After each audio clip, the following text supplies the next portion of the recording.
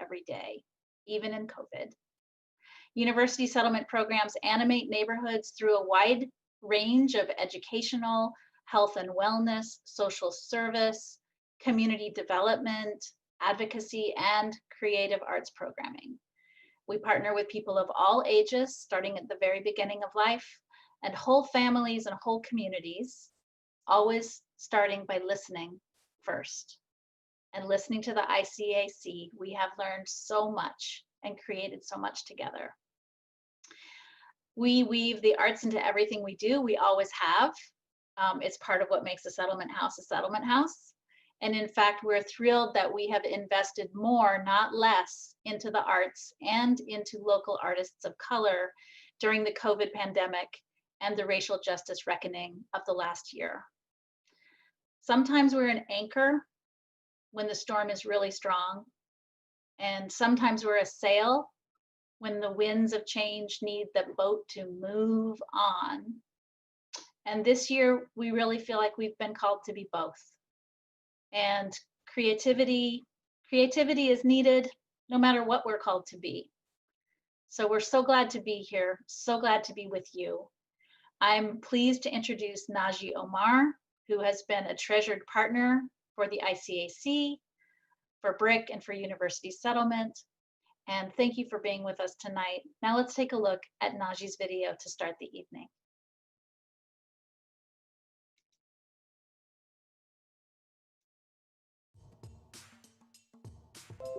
I am Najee Omar, son of Yvette Baum Ritter, son of Gregory Ritter, son of a Bellevue Hospital registered nurse, and son of a Court Square G-Train car cleaner, son of essential workers. I am big brother.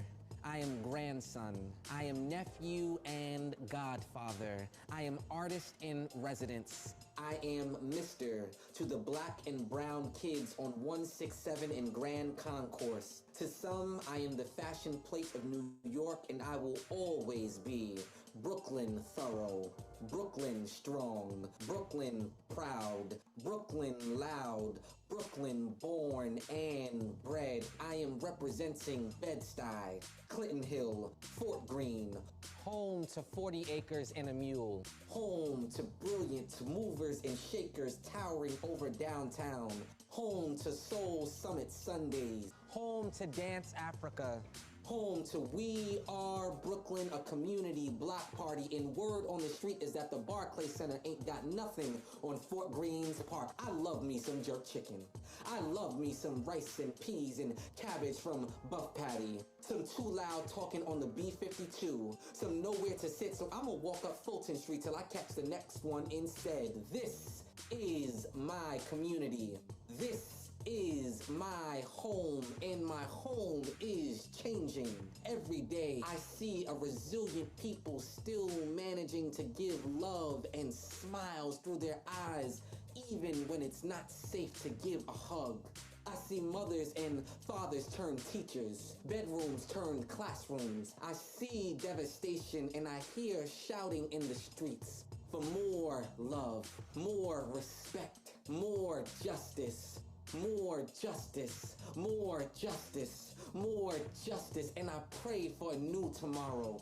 I pray for some young person on the corner of Atlantic and Flatbush Avenue dreaming of change. I pray for their dream and I pray for change. I pray there is a creator somewhere listening to these prayers, and I pray these prayers are not in vain, and in spite of everything around me, I show up on time.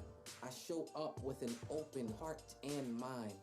I show up with an extra dollar, an extra swipe, just one more tissue, 5 more minutes, and sometimes a deep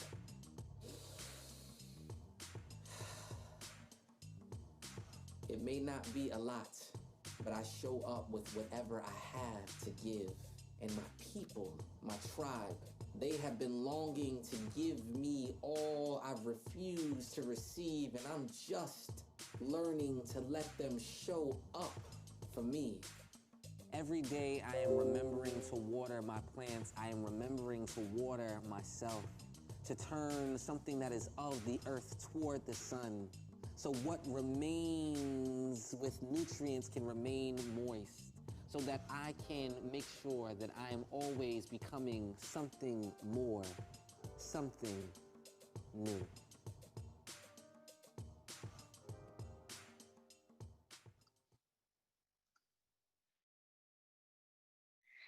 Christina and Melissa, thank you for that warm introduction. What's up, Brooklyn? And everyone tuning in from near and afar, welcome. If you just saw that clip, my name is Naji Omar. I'm a writer, I'm a performer, an organizer, I'm a big brother, I'm a proud godfather, I'm a hell of a best friend. And today, I have the pleasure of being the artist in residence with the Intergenerational Community Arts Council, also known as the ICAC. As we begin our evening together to ground this space, I would like to acknowledge that our community, Fort Greene, is located on the traditional lands of the Lenape people. So today, we pay our respect to our elders, both past and present, and to all those who know this as their homeland. Ashe. Ashe. Basquiat, Mos Def, Spike Lee, Jay-Z, Talib Kweli, Stephanie Mills, Eddie and Charlie Murphy, Maxwell, Randy Weston, and the notorious B.I.G.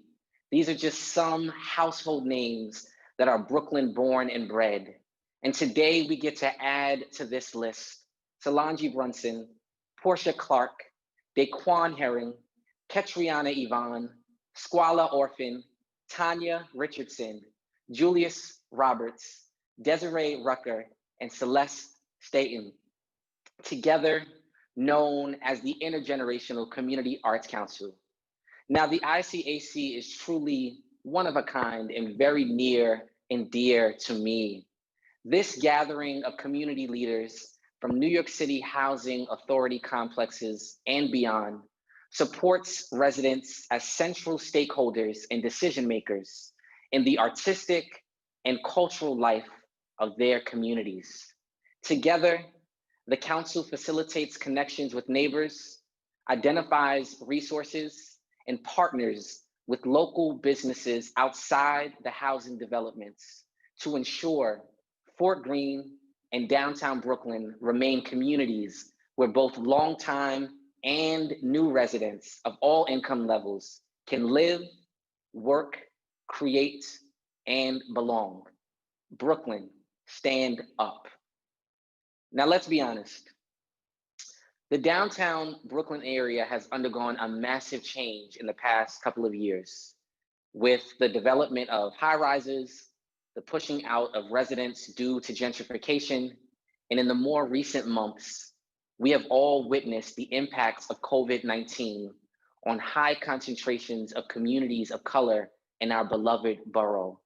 And as a Brooklyn born and bred resident, I'm always concerned with who makes the decisions on who and what gets to call itself Brooklyn.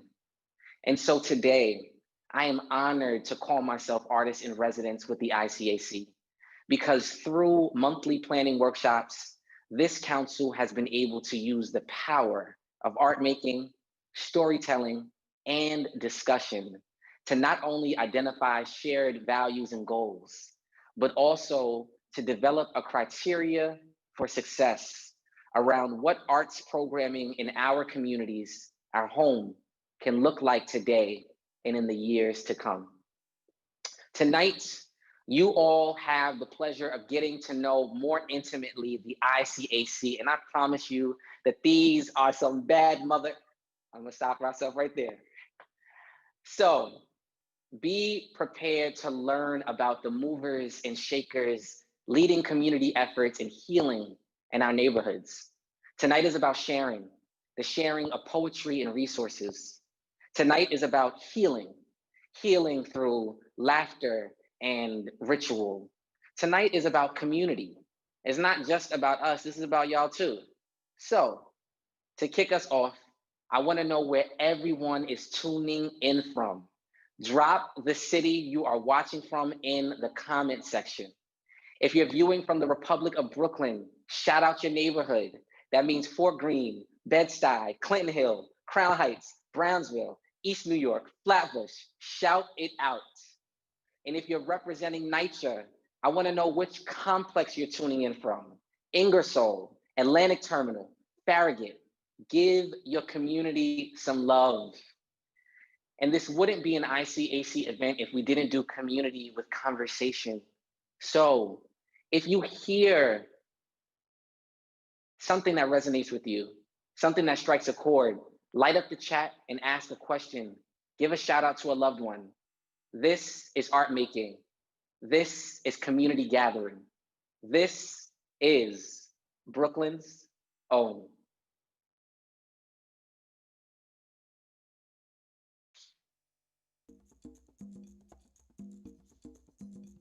My name is Solangi, bright as the soul, with wings like an angel, so that I can act as a worker of God. I am the daughter of immigrants, the first seed born in this first land. My parents came here with un peso, a weight that transcends an ocean, skipped generations, and overcame many fears. I represent every first Dominican American born in Nueva York, the ones that are not Dominican enough. And at the same time, they're not American enough. I represent us, because who represents us?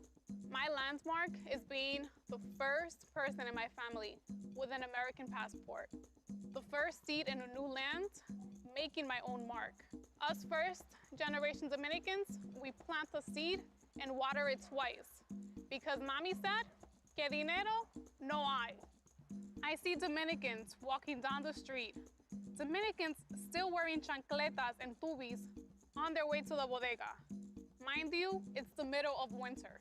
I see salons packed with women in rolos because they say that pelo malo, no good. And then there's me, the one with curly hair, the one with a college education, the one with immigrant parents, the one that listens to dembow and country music. I'm just trying to live that Dominican and American lifestyle at the same time. Dominicans, we love some aventura. That adventure of living here, but knowing that our hearts is back home. You know, our home, the Dominican Republic. I pray that us first generation Dominicans, that we don't forget where that seed came from. That we one day bring some of that fruit of knowledge, courageousness, and abundance back to the motherland, so that they too can reap the benefits of that seed back home. I hope that being the first doesn't mean that we're the last of our kind.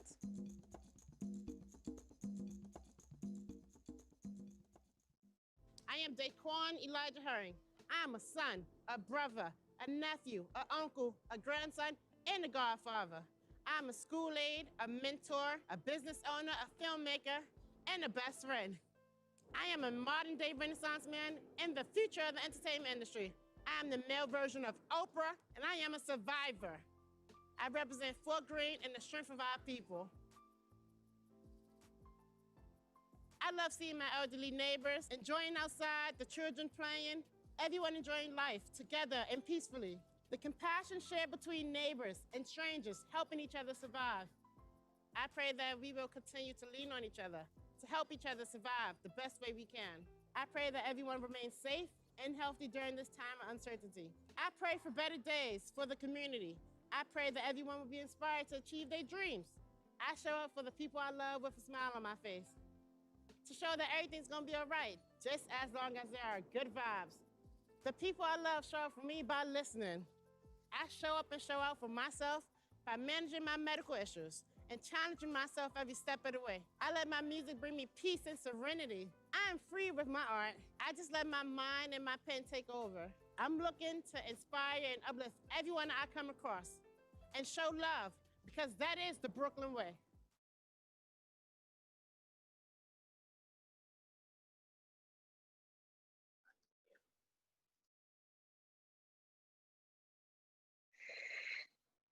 She's representing Nueva York, and he's rocking the baddest furs in all of Brooklyn. Let's give a big welcome to Zolanlly Brunson and DaQuan Herring. Hello. Hey, Solangi. Hey. What's up, DaQuan? Hey, what's up, everybody? Hey. So just a couple of things. I saw some folks in the chat. We've got representation from Ingersoll, Flatbush, Bed-Stuy, Crown Heights, Fort Greene. We even have folks tuning in from the Bronx and Newark. Some folks from Marcy, the West Coast. So it's a lot of love and a lot of support in the comments. So thank you all. There we go. Hi, everybody. Solangi, you talk about the very specific lived experience of being first generation Dominican American here in New York. And DaQuan, you mentioned very specific Brooklyn markers like Fort Greene, Park, Old Timers Day. I just wanted to thank you both for highlighting the fabric of what it means to be a Brooklynite. No problem. Now, one of the things that I love about the ICAC is our commitment to being intergenerational. I would love if you both could talk a bit about the work that you're doing right now with young people, starting with you, Solangi. Can you talk to us about what you're doing with young people around workforce development? Thank you, Naji. So I am currently a workforce developer and trainer for Brooklyn Community Services. And the funny thing is that I didn't think that I was gonna work in youth development, but now, you know, being part of ICAC, I took a leap of faith and I joined community services. And what I'm doing in my line of work is that I am providing internships for at-risk youth between the ages of 16 through 24 that live in Brooklyn, specifically the Sunset Park area. And with this whole pandemic, before we would like assign them to like get hands-on experience with different community organizations. But with the pandemic, we had to go everything virtual. So it's actually more intimate because now I get to do more case management. I get to really assess their needs and their goals. So we do health and wellness, career counseling. We definitely have, we provide the open space for them to speak about topics that are important to the community, whether it's politics, whether it is finding jobs, education, or simply how it feels to be a person of color living in the United States during these times. And it's a no judgment forum. And then, yeah, we help them gain job experience through workforce development. And yeah, it's truly one of the most gratifying things that I've ever done, because I truly believe that our community, especially the youth, they're at a critical point where they're not too young, but they're not too old. So we need more workforce developers. We need more case managers. We need more people nurturing them so that when they do become leaders, you know, they could give back to the community with the skills that they've gained. So we are currently offering like online ESOL classes. So I'll leave my email address on the chat. So if anyone is interested in learning English and getting any certification, whether it be food handlers or computer literature classes for anyone, as long as they're like English language learners, just send me a quick email and then I'll give you all the information. But I truly believe that the more we nurture our youth, the more hopeful our future and brighter will be. Thank you. Mm-hmm. Yeah, thank you for that, Solangi. Both of you know that working with young people is very near and dear to me. And so I'm happy to hear that folks like you are out there in the field facilitating spaces for our young people to be able to show up wholly and to be nurtured. So thank you for the work that you're doing. Thank you. Now, DaQuan, we're not going to talk about your fur, your hat right now.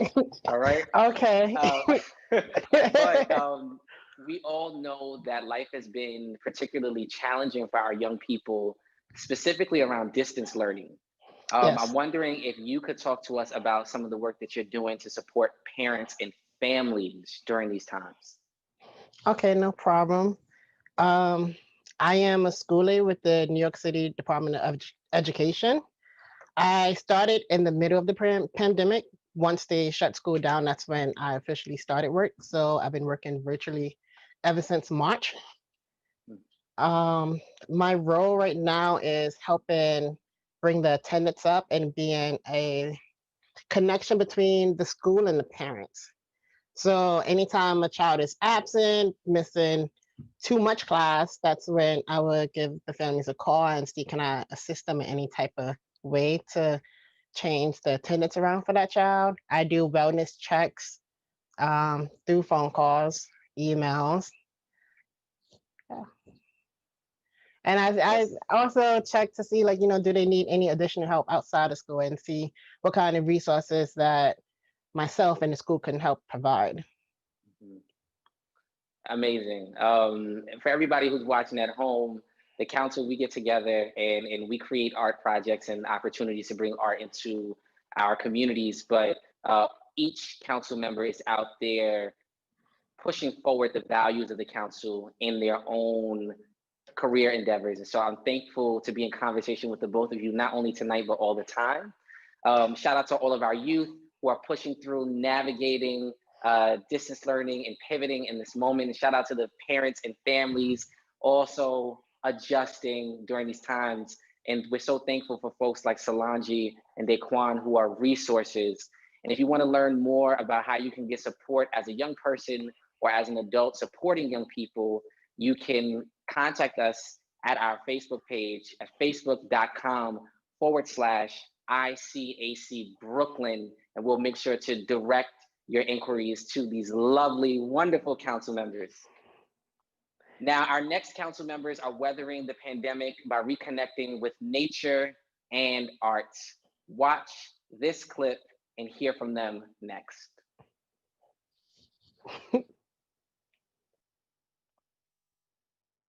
Hello, my name is Portia Clark.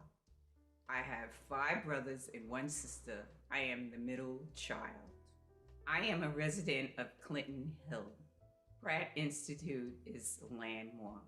It has lots of art on the campus, lots of students that are from all over the world. What I notice in my community, that there is a lot of buildings going up. So that means we have more people moving into the community to watch out for each other. What I miss the most in my neighborhood is jazz clubs, and I think that we should have more art display in Clinton Hill.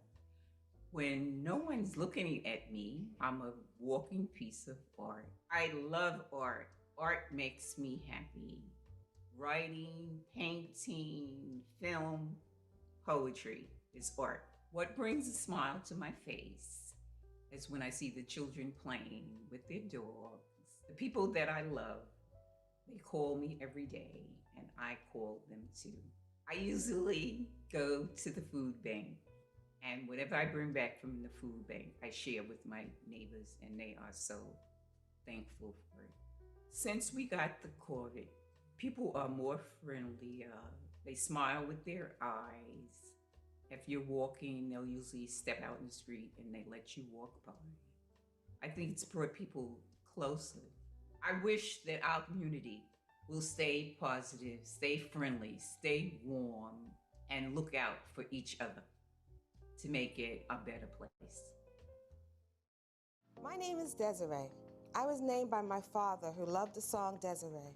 Desire is French for to desire. He called me Desi. I always liked that. I am the middle child.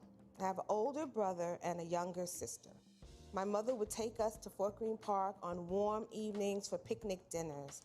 I would love to roll in the grass and pick up bugs and get dirty. I love nature early and love the trees, always with respect and reverence, not climbing up them, just sitting under them, like the Buddha did, resting, waiting, listening. In my 20s, none of my friends were interested in sleeping in the forest, but I wanted to be among the trees. My mother didn't understand why I kept going camping with strangers.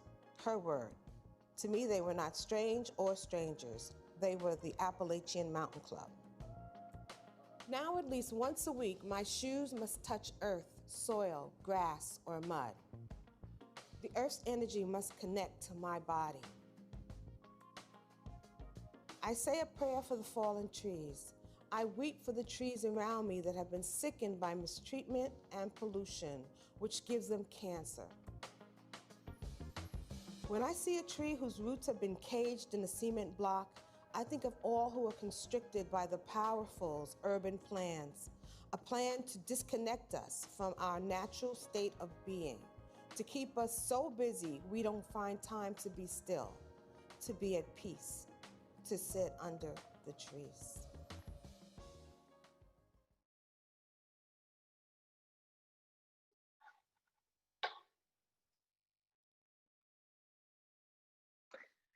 They each have an infectious smile, and they both happen to be the middle child. Let's give a big welcome to Portia Clark and Desiree Rucker.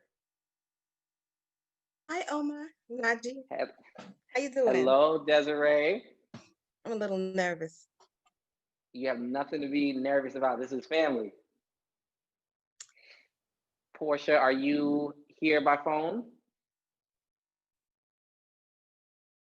Well, we'll see. We'll wait for Portia to jump in. Oh, I think I hear something. Hello, Portia. Yeah, I had to unmute. It's okay. It's good to hear your voice. Yes. I wanted to just quickly say to both of you, both of your profile pieces look amazing. And Portia, you are dripping in luxury with your outfit and the artwork. I love it. I love it. I love it. Yeah, from Africa. Yes, yes. I have a question for you, Portia. Yes. So one of the things that we talked about a lot is just how are we nourishing ourselves, especially during the pandemic. And I wanted to know if you could talk to us a little bit about the role that art has played in your life in general, but specifically over the last couple of months.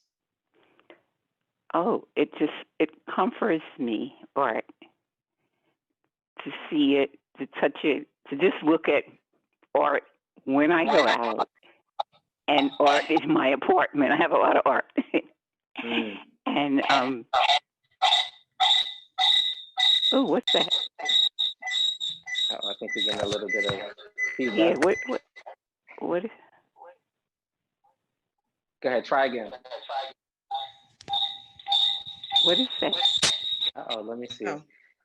Celeste, if you can hear me, I think your mic might be on. If you can mute it for me. Try again, Portia. Oh, okay. So there we go. Art. Hello. Okay. Art comforts me. I'm in my apartment and I just look at all my art. I touch my art.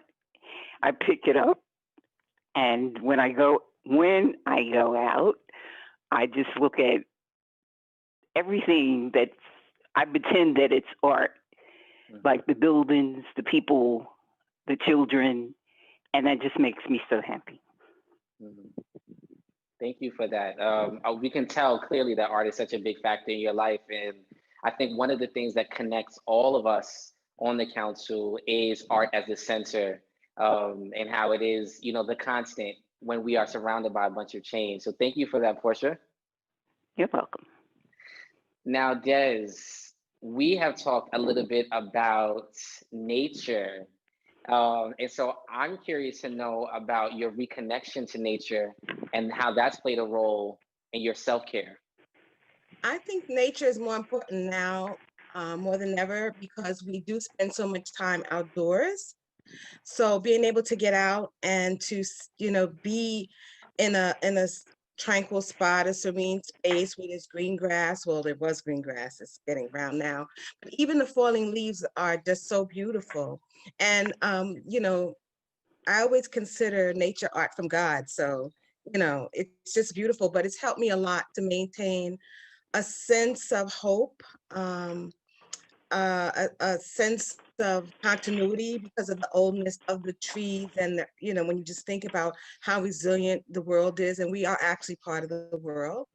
I just feel that being in my community and trying to encourage others to come out and just be in the park is a positive thing. And I think that we all need to spend more time in nature generally, and I'd like to see less concrete. And it speaks to Portia's piece, her video, that you talked about all the buildings. We need more green space, not less. We need, more economic development, so more people mean more money, but we also need to have a place so that we don't drive each other crazy. We need green spaces. Yeah. I hear that. I hear that. And if you could just humor me, because I know both of you are longtime Brooklyn residents. If you could just complete the phrase, Brooklyn means. So you want to go first, or you want me to go? Okay, I'll go. Brooklyn means diversity, and yeah, I mean that's what I get from Brooklyn. I mean, from a little girl growing up in Fort Greene, and then moving to other areas and coming back to Fort Greene and seeing how diverse it is, even in that community. I would say that would be the word. If you want to see an example of diversity at work, that's working, that's what Brooklyn is. Thank you. Portia, how about you? Brooklyn means? Brooklyn means to me, it's the bomb. Everything is here in Brooklyn. Before, people wouldn't come to Brooklyn. Everybody has moved to Brooklyn now. Brooklyn is the bomb. That's right. And we're going to drop a bomb on that one. Boom. Des and Portia, thank you so much for this. Everybody who's tuning in at home, I hope y'all are taking notes. I am always inspired when I get to be in conversation with our council members, and they're dropping gems about ways in which we can show up for our neighbors, and more important, how we take care of ourselves. Our next council members are finding solace and building community through the written word. Watch this clip and hear from them next.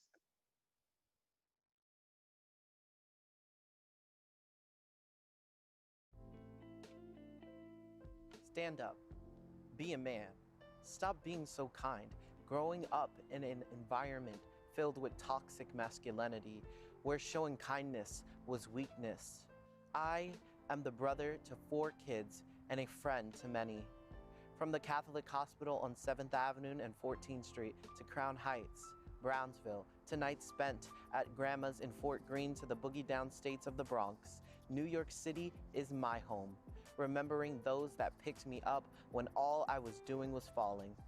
Feeling the warmth and safety of my home from walking down the parkway to the concourse, a life filled with the cultural mixture within, from the Black, Cuban, Dominican, Puerto Rican cultures that flow through my veins, trying to breathe out the life of sincerity. Follow your heart, but stay steadfast in mind. Love is your weapon against their hate. Rise up, young warrior, and defeat them. Be free from the past, it's only there to haunt you. Be free and live your life. Around those that love me, I'm kind. Around strangers, I am reserved. From since I was young, writing flowed through my blood. Poetry was music to my ears. Poetry was my way of expression. I am a free thinker held by no bounds. I rise out of sleep to morning of sweet sound. I live life to try and be the best, but not knowing the failures that are up ahead. I am the quiet kid on the train while loud with friends. I am the deep thinking person always printing out new ideas. I am an ever-growing being that will find my way, because even though I walk through the valley of the shadow of death, I shall fear nothing of this world, but to live the life called forth to me.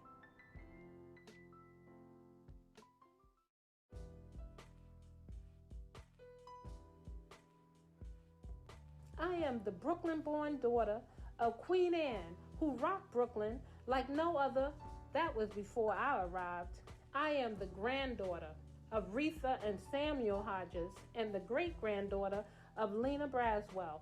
They left a legacy of their history coming from the fields of Fremont, formerly known as Nijah, North Carolina. I am the daughter of Antonio Flores, who came from Puerto Rico at 4, claiming roots on Myrtle Avenue before it was hip.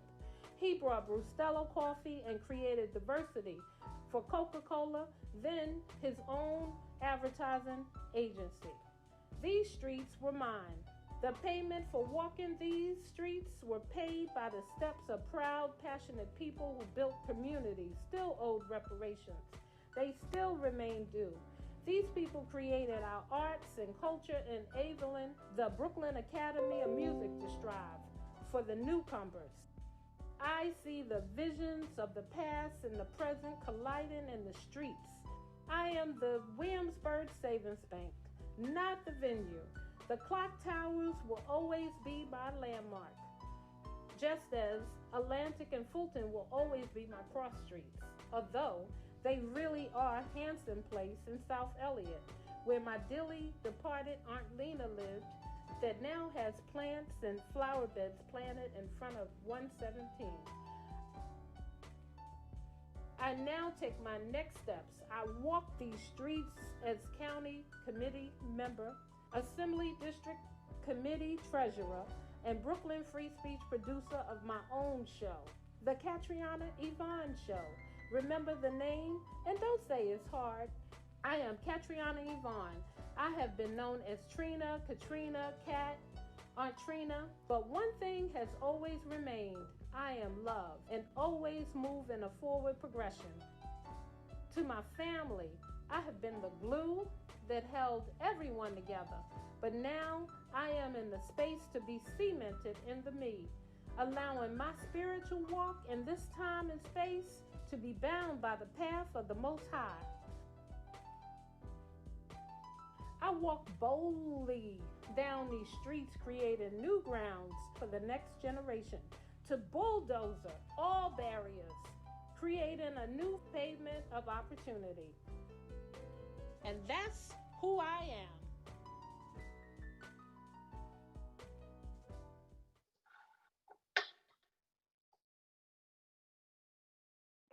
He's writing his way into the future, and she's a Brooklyn free speech community producer.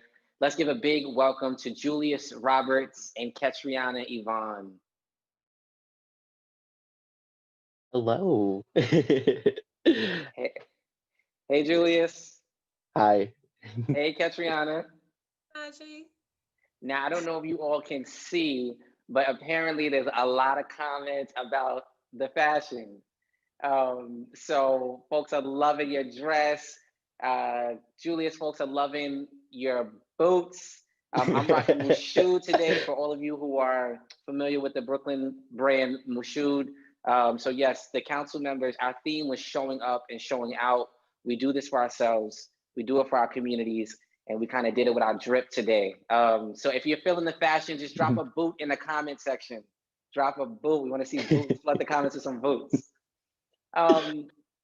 So clearly the council is dripping with talent, and not everyone may self-identify as poets or writers, but clearly the language speaks for themselves. And I have the pleasure of speaking with two brilliant souls that do identify as poets.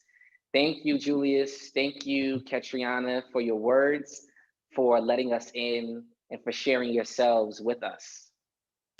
Julius, I want to talk with you a little bit about the role that writing has played in your life recently, and how the ritual of writing has helped you navigate these past couple of months. So with COVID-19 happening, it's been very hard to seek therapy, right? And writing was my way of always getting my emotions out. Writing will always stay my therapeutic outlet. It will always stay that way, no matter what. When I feel anxiety, when I feel depression coming on, when I feel any of these emotions try to either mess with me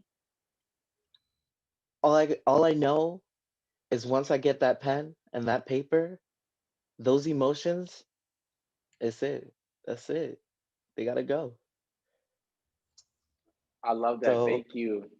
that's how I use my writing as my way of coping with this time. Thank you for that. Yeah, writing is powerful. It's super powerful. It's a powerful medium, and it's something that I think more folks have access to. And I would encourage folks who are at home, if you're feeling overwhelmed in any way, to explore writing or any other medium. Pick up something to get it out. Find a way to get it out. Speaking of writing, Ketriana, I know that you are a prolific writer yourself, and not only write for yourself, but you have facilitated spaces for other folks through writing workshops. Can you talk a little bit about that? Sure. Being a writer for the number of years that is a short period of time, I had taken New York Writers Coalition workshops, and that was how I got to start to call myself a writer. And I've always had the passion to just give back what that experience gave to me and how it changed my life. So one of my goals was to become a New York Writers Coalition workshop leader, which I did become in March. And when COVID came, instead of the neighborhood community workshops, it went global because it went virtually. So I had the opportunity to do the virtual workshops, and that was so much joy. And that was, I think, really helpful in coping during this time. And before COVID happened, I had also put out my first poetry book, which was Sequence Soul. And so I had started a Facebook group, Sequence Soul Spirit Writing. So I am now ongoing doing my writing workshop, still involved with New York writers, but I'm also doing my own writing workshop called Sequence Soul Spirit Writers. And that has been so joyous to me, and to just be able to give and motivate people and give back what was given to me.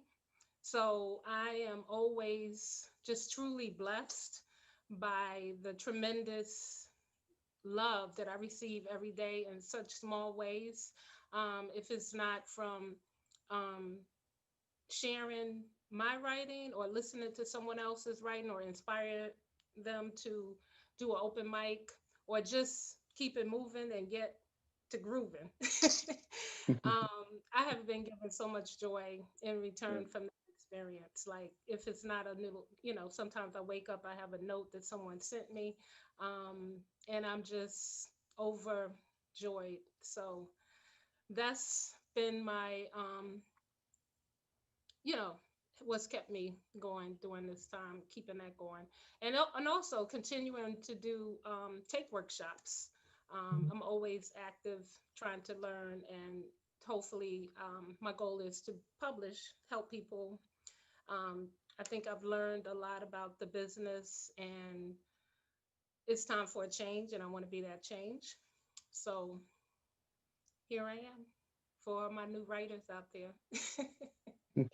Here you both are. Thank you for that, Ketriana. Thank you, Julius, for the work that you do.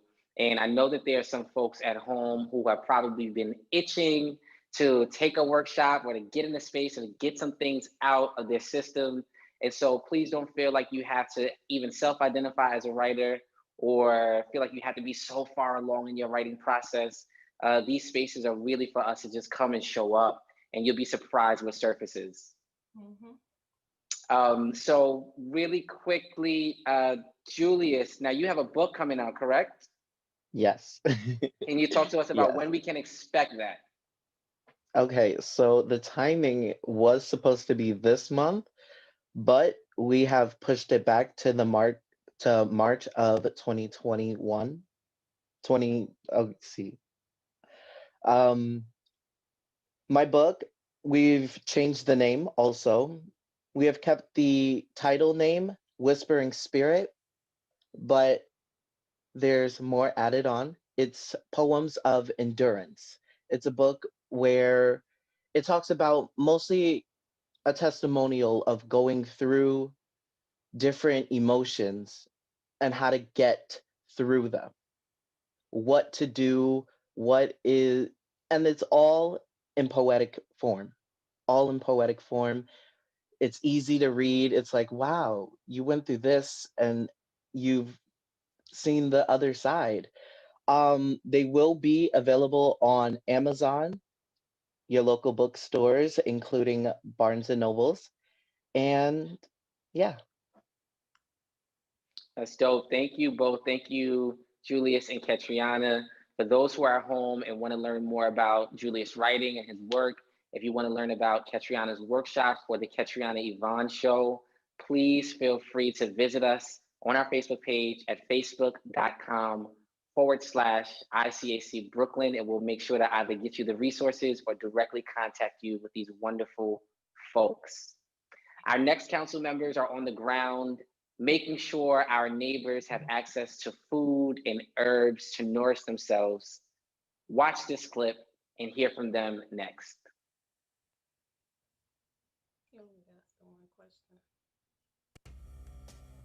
Optimistically, how can I monetize? Got me questioning the answers, I realize. Just staying on schedule is my toughest task. Just being on time, is that too much to ask?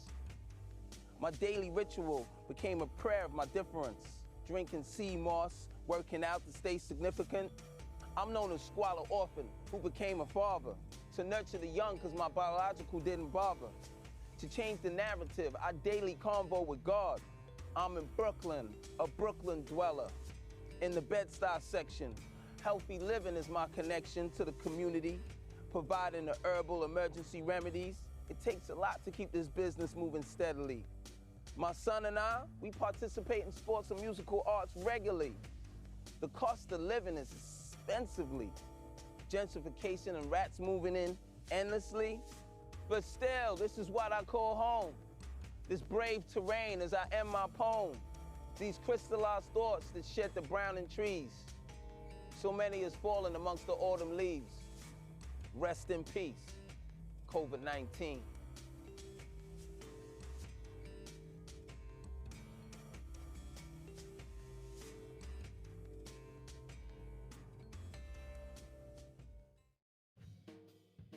I'm Celeste Staton.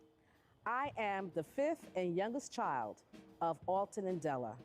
I'm the mom of twin adult children, Janelle and John, and I'm a grandmom of Miss Thalia, Sage, Shaquasia, Xavier, and Miss Michaela.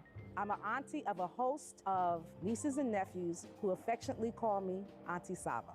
I live in the County of Kings, the People's Republic of Brooklyn, New York. I love Brooklyn. I've lived here mostly all of my life. I love its warm and welcoming spirit and its creative and eclectic style. When I walk down the street in my Fort Greene neighborhood, I see beautiful brownstones, green grass, flowers, greenery, and now uncharacteristic skyscrapers. But when I arrive at my building, ride the elevator to my floor, get off, and walk towards my apartment, I smell perfumed air and see a clean and safe environment. I am home, I am safe. I feel safe in my environment. I feel safe in my neighborhood. In my Fort Greene community, I am the Tenants Association President of Atlantic Terminal Houses, a member of Community Board 2, Brooklyn, New York, a member of the Economic Committee of the Community Board 2.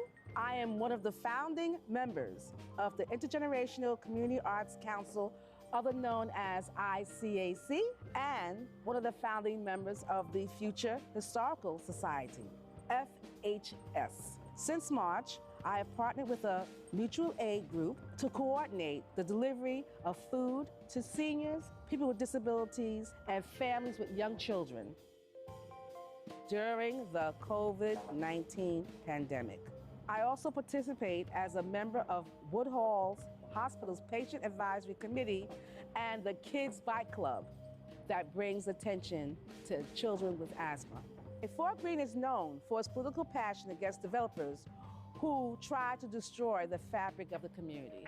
We need to continue to work harder to force the powers that be to limit the height of the high-rises, the skyscrapers, to at most 15 stories to 20 stories high. It used to be that in the past. It can go back to that in the future. Also, we should put a cap on rent so that it could be affordable for people with low income. That's my wish for our community.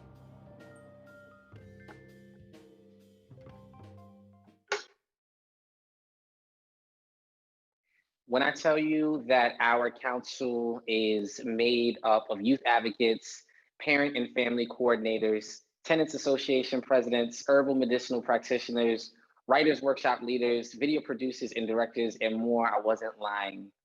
He is a lyrical assassin, and she's feeding the community with perfumed air and compassion. Let's give a big, warm welcome to Squala Orphan and Celeste Staton. Peace and hey. Love. Peace. How y'all doing? What's going on? We blessed and chilling, just here in Brooklyn, enjoying the arts and everything we're seeing and learning about the lineage of people and everybody in the council. It's just wonderful to be a part of something so warm and, you know what I'm saying, flourish with history and heritage. You know, it's great. That's dope. Heads up, what's going on over there? Heads up, you got some bars for us? You ain't got no yet? bars? At least do wish the world. All right, we'll come back to you, Heads up. Yeah. Celeste, are you with us? Oh, we may have missed Celeste. We'll see if we can get her before the end of the night. So Squala, in your piece, which was beautiful, by the way, you say to the community providing herbal emergency remedies, it takes a lot to keep the business moving steadily. You did something really phenomenal at the start of lockdown, and I'm wondering if you could talk to us about your response to COVID-19 and what you did on your own to take care of our communities. Well, unfortunately, when COVID hit, it's kind of sprung on us because I used to work in the city in Times Square, and we would see like a lot of Asian people coming with masks on, and we was working and we'd be like, why are they always wearing masks? Why are they always wearing masks? For the last couple of years, we've been seeing this. So then people was talking about, you know, COVID was coming. So we're like, yo, what is going on? And then it like came and it just hit and they shut down the city. And I found myself out of, I couldn't make no money. Like, you know, I couldn't sell my music and do what we do.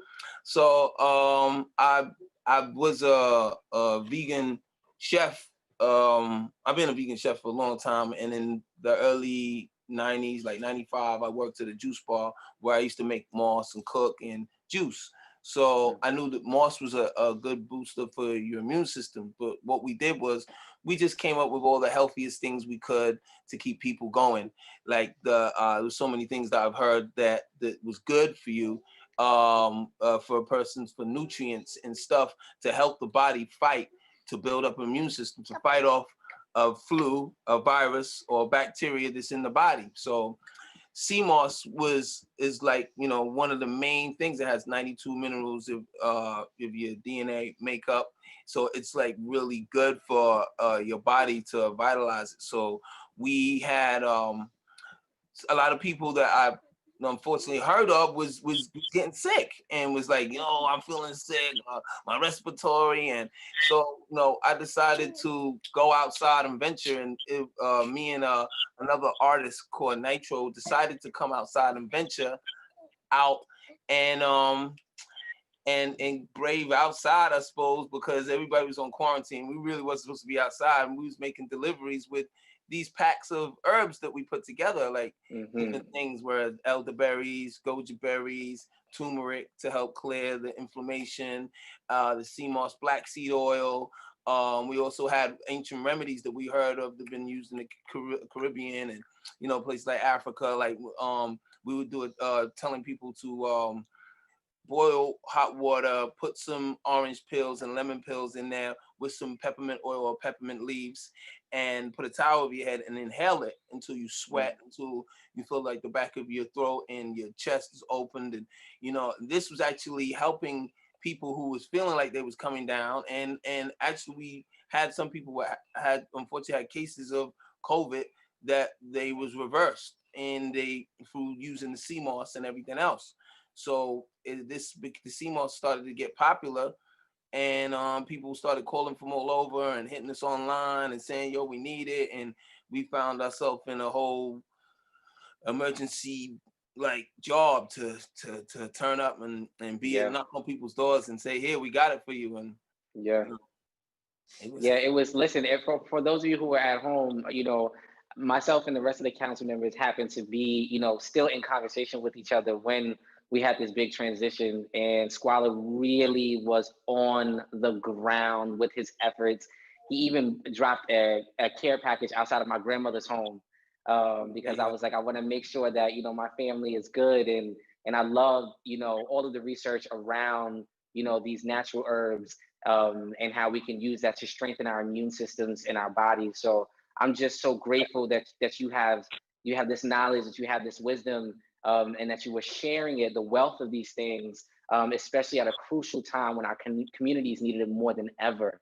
So that's just one of the many ways in which the ICAC has really been showing up and showing out. Now, let me see. Celeste, are you here? Can you hear me? I can hear you, Celeste. You can hear me? I can hear you loud and clear. Yay! Yeah, we got you. Now, Celeste, oh my God! I could not miss this for the world. You all sound so perfect. Oh my God, you sound great. Thank you. Now, you know we weren't gonna move our program forward without our founding council member. Thank you so much. So Celeste, you are, among many things, you're the Tenants Association president of Atlantic Terminal Housing. You are a member of Community Board 2 here in Brooklyn, and you've done work with mutual aid groups and more. That's just a short list of all the ways in which you're involved in community efforts and initiatives. So my question for you is, what are some of the things that you all have been doing over at Atlantic Terminal to support residents, specifically during the pandemic?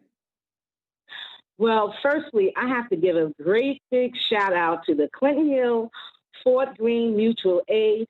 They have been such a great help for me.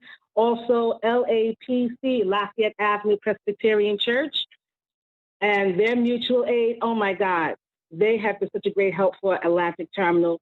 Every Saturday, we get a delivery from the Navy Yard, from Shad Purkey, I believe that's his last name, and one community. They'll have a truck come to us with food. We get the food, and our volunteers come about 8:45 in the morning on a Saturday, and we divvy things up and put it and take it out to each resident. Each resident that is a senior or disabled or a young parent with children. So we've been doing that now since March, and it's been very, very rewarding and very, very, it feels good. It's a feel good thing to do because we're helping people eat. People are starving. People don't have food, and we are providing food for them, and that makes me feel happy. Thank you, Celeste. I get a chance to be in conversation with Celeste pretty frequently, and so I'm just so happy to hear just the energy and the passion that you hear in her voice right now is consistent. She's very, very much cares about the residents over at Atlantic Terminal, the fabric of Brooklyn. You could tell from her profile piece, and I'm so happy that tonight we just get a glimpse of who you both are and the amazing work that you've been doing to really contribute to the foundation of a strong, healthy, and thriving Brooklyn. So thank you both. Thank you so much, too. You're very good at what you do, and you're and you're a very inspiration to us at the ICAC. So thank you too, Najee. Thank you. It's mutual. It's mutual. The love is ditto. You know that, Celeste. Yes, yes. Hey, Squala, how you doing? Oh, peace and love. How you doing? How's it going? I just want to say happy birthday to you. Happy birthday. Oh, happy birthday to you too. Yes. Happy birthday to you too. Yeah, yeah. My son and you got the same birthday, so I know he's like, yeah. Yeah, happy birthday, Hetep. Thank you. There we go. That's good. Listen, Hetep, next time, be ready. We're going to get some bars from you next time, all right? He got bars now. He over here trying to rhyme. I wish you It's all right. It's all right. We're not going to put him on the spot right now, Scholar, but we're going to get him next time. All right, next time. We're going to get him next time, all right? While you're talking. It's all right. Listen, I know what he's capable of. I already know he'll put some of these rappers to shame. I've witnessed firsthand. Thank you both. Thank you so much. For those of us sticking around, we have one more council member next, and we have the BID executive director at Myrtle Avenue Brooklyn Partnership. So watch this clip and hear from them next.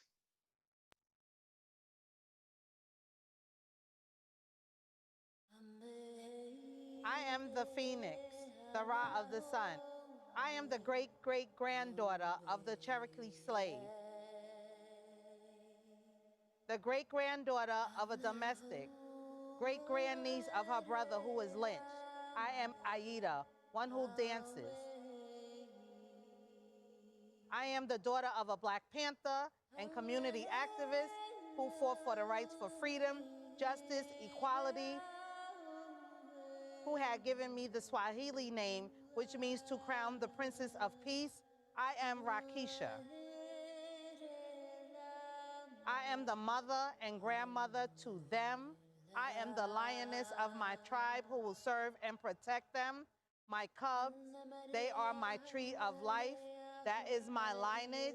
I am me.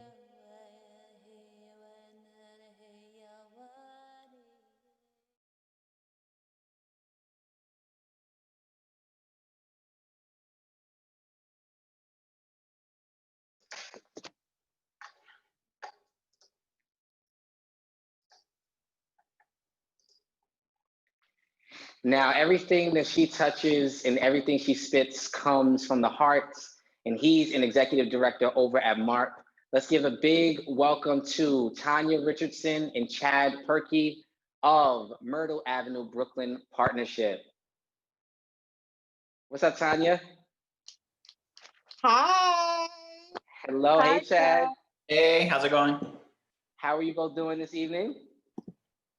I'm overwhelmed with all of this. I'm overwhelmed. Like I really am. I'm sitting in here crying. You know, I get emotional at times.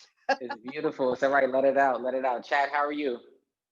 You know, same as Tanja. To be honest, I'm feeling a little emotional. I think I was just feeling emotional anyway today. Just feeling like the weight of the year for some reason. Today, you know, it comes in waves, right? And today was just one of those days, but it's just really uplifting to hear how everybody's been working in the community through these last crazy 9 months now and more. Yeah. Mm-hmm. Thank you both for being here today. Now, for those of you who are tuning in at home, Tanja not only is a founding council member of the ICAC, but she's also old school Brooklyn. Now, there we go, right, Tanja? Yes. Yes. Now, I know you've been working very closely with the Farragut Food Club, and for those of you that may not know, the Farragut Food Club addresses the issues of food deserts in the Nijah community and serves to make sure that our neighbors have access to fresh, healthy, and culturally fit food. So, Tanja, I'm wondering if you could just talk to us a bit about what you've been doing with the food club and how you've been supporting neighbors in the past couple of months. Well, I started with the Farragut Food Club in September, but they've been around since like 2018. A group of ladies from Farragut houses, along with Chloe Arrow, like 5 ladies, Denise Grant, Lisa, Miss Virginia, Miss Joyce. They started the Farragut Food Club. It started out as a online service through Amazon, so people can purchase food items through SNAP benefits in the Nijah development. So then the pandemic came and everything just kind of got like, at frozen. So everyone, the Farragut Food Club was able to service, they had 300 members at the time, and they was able to service the members during the COVID, mostly seniors and homebound people, with the assistance of Marc and One Community and mutual aid, and like everybody I can say down in this area, the reach was not untouchable. It was very, very far. So now we're expanding. And I stayed in the house, I think the first beginning of the pandemic, when we was all having our little workshops and checking in with each other. Then after that, I was out in the field. I was out there helping. I knew you people. weren't going to stay put too long. Yeah, I tried. I tried.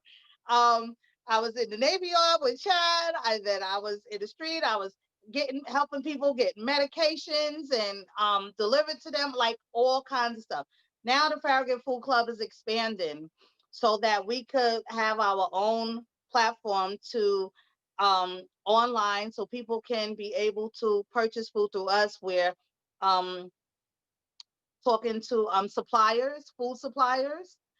Nijah has a Pathways program that they train residents. They assist them with starting their own businesses.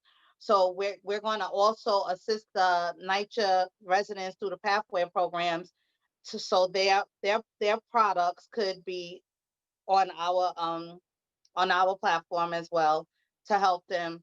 We want to be like a community-based, it's a co-op group, so we're going to help everybody with workshops and everything, to help everybody expand. It's anything that we can do to help. The resources is there. Like, everybody just have to reach one another. Marc assisted us tremendously. We love you, Chad. Brooklyn Packers are going to assist us. Who else? And recently, BRIC donated to the Farragut Food Club for our Thanksgiving giveaway. And Jessica met me, and Jessica had bags of yams. and we just love the support that everybody give.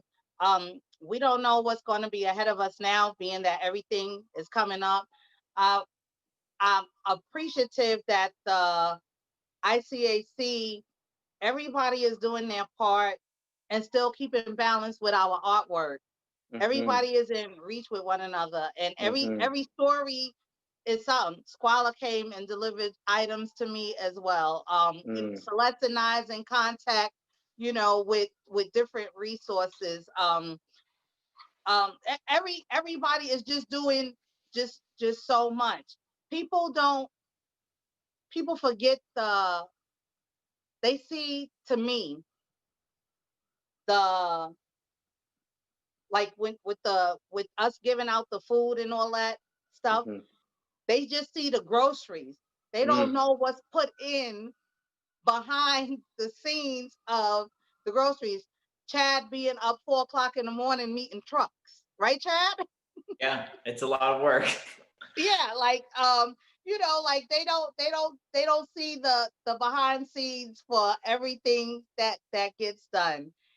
And it's just important. But we're gonna grow the Farragut Food Club. The ladies are awesome.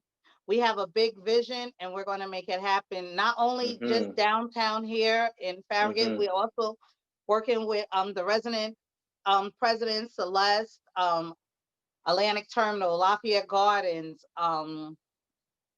what's the other one? Sumner houses, very different houses. That's what I do. I'm the outreach person that get everybody together. I don't know how far I'm going to be able to go now, because everything is starting to shut down again, and it's hard working virtually when I'm a contact person.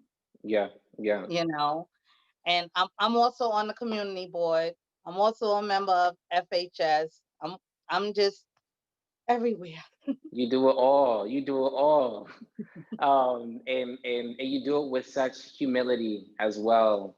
Thank you. Just Thank you. getting to know you personally and learning from you. I'm always just like, what's Tanja up to next? Because she's always moving and doing this, and she's there when we have council meetings, and she's calling in. Listen, she's in a cab, she's in the Uber somewhere. Listen, I'm here for the meetings, but I'm on my way to do something else. So Tanja, just thank you for thank you for everything that you do and all that you are. Thank you. Yes, thank you. Chad. So Chad is the BID Executive Director at Myrtle Avenue Brooklyn Partnership, who's been a tremendous partner and supported the ICAC since its inception. And I remember Myrtle Avenue back in the day when it was basically just Come Cow and Blockbuster. Right? Yeah.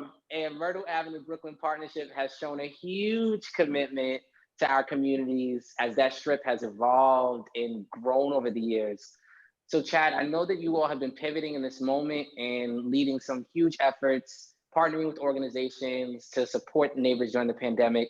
Can you talk a little bit about some of the work that you're doing and maybe some things that we can expect in the days, weeks ahead? Yeah, thank you to the Naji and to the council for inviting me to speak here. I'm happy to really talk about the work that we've always been doing, but particularly in this year of COVID, how we've really ramped up some efforts. I mean, as an organization, we've been around for the last 20 years with the mission to create a good environment on Myrtle Avenue for businesses to be and to thrive. But then also sort of going one step beyond just creating a good business environment is to, what we've been doing is harnessing the resources that are on Myrtle Avenue to serve needs that we see in the community and to collaborate with others in the community to address those needs. And I think this year has demonstrated that more than ever. Tanja has talked about it, Celeste spoke about it. When COVID began, we took our existing food pantry. It served about 400 people or 400 families every month for the last 5 years or so. And then when COVID hit, it turned to a weekly model rather than monthly. We brought the food to people's doors so they didn't have to come outside and risk their health for it. And now we're serving 1,400 families every single Saturday. And it has been incredible. We're up to just close to 1.5 million pounds of food that we've provided free since March, nearing 40,000 unique deliveries to people's doorsteps. And all of that is because of hard work from literally hundreds of volunteers every month. Everybody from Tanja packing groceries in the Navy Yard at a space that the Navy Yard provided us for free. And then there's Celeste who coordinates the deliveries at Atlantic Terminal Houses. And it's been so humbling and incredible to see not only just community members coming out to volunteer their time to help make this all possible, but so many of the businesses like the Navy Yard providing us free space, local businesses on Myrtle providing me a car when I need to run and get supplies. It's just everybody's pitching in on a level that I couldn't have predicted a year ago. And it's just been really incredible. And then in addition to just providing food over this past year, we worked with Nijah to make sure that we were calling and in contact with every single person who self-identified as a homebound resident or senior within the 4 different Nijah complexes in Fort Greene. And we set up a system where we would do wellness checks with them through the summer, again, with the support of so many volunteers who are lending their time to do that. And then also supporting our businesses. Our small businesses, of course, need support now more than ever on Myrtle Avenue. So all year we've been working with them to connect them to resources, providing and creating new grant programs that are supporting, again, small businesses, but predominantly minority-owned businesses on Myrtle Avenue. So it's just been an incredibly challenging year, but again, humbling to see how much people are willing to give, how many people in the community are willing to give so much. It's just been truly incredible. And then I have to give a shout out to Celeste, who's been a tremendous partner every Saturday, but in particular, the week before Thanksgiving, we added turkeys into our regular grocery distribution. And we had 1,200 turkeys that we handed out to families in Fort Greene. And I showed up to drop them off at Atlantic Terminal Houses. And Celeste and I hadn't seen each other all year. And she came over to me when I hopped out of the truck and she gave me a hug. And I had no idea how much I needed that hug. That hug meant everything. You all know Celeste. She's infectious with her spirit. And that hug I've been thinking about it all week, Celeste. So thank you for that. I really appreciate it. Thank you, Chad. Thank you, Tanja. Thank you both for being here today and for all of the work that you're doing in our communities. I'm truly overwhelmed and just inspired by listening to every person and what you're doing individually and also collectively, because there's a lot of support that is flowing around, and it's really, despite whatever the national, local narratives may be, Brooklyn sounds like and it feels like it's stronger than ever. We're pushing through like we always do. So just thank you for that.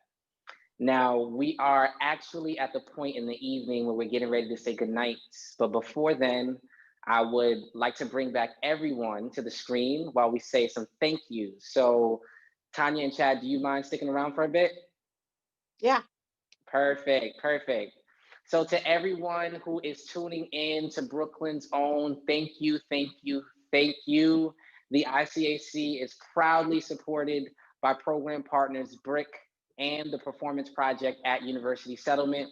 This is truly a team effort, and there are lots of folks, if you haven't heard today, who have played a role in making tonight happen. So I want to take this moment to just give thanks.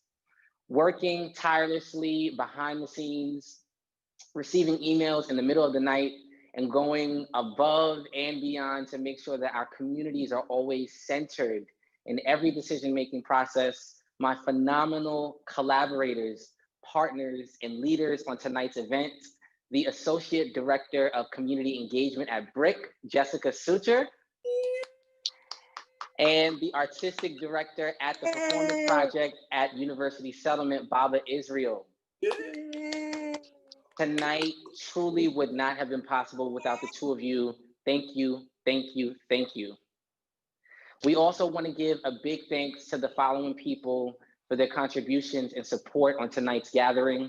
BRIC's President, Christina Newman-Scott, University Settlement's Executive Director, Melissa Asi.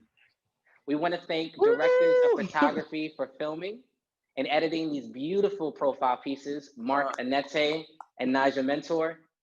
Our fantastic production team, Assistant Production Manager at BRIC, Marcus Kearns, Associate Production Manager at BRIC, Rebecca Rouse, our Director of Production at BRIC, Stephen Arnold, and our Space and Production Manager at the Performance Project at University Settlement, Emma Rivera. A huge thank you to Myrtle Avenue Brooklyn Partnerships BID Executive Director, Chad Purkey, and to the entire Intergenerational Community Arts Council, you beautiful, wonderful souls. Thank you for your sacrifice. Thank you for your commitment to uplifting our neighbors through the arts. And to all of you, everyone tuning in from home or wherever you are, thank you for making the time today to be in community with us. Our work, our art means nothing without you. As we prepare to close out a year that has truly been trying like no other, myself and all of the good folks at the ICAC are wishing you all peace, ease, and abundance as you transition into the year ahead. We hope that you can walk away from tonight with just a little bit more information, maybe one more resource, and a bit more joy to continue showing up and showing out for your communities and yourself. And if nothing else, please, please remember to spread love. It truly is the Brooklyn way. For more information on the ICAC, you can find us at bricartsmedia.org/ICAC or on our Facebook page, facebook.com/ICAC Brooklyn. Thank you all and good night. We are Brooklyn. Brooklyn! Yes, yes. Brooklyn strong. Love you guys. Thanks for tuning in. Much love, peace and love, y'all.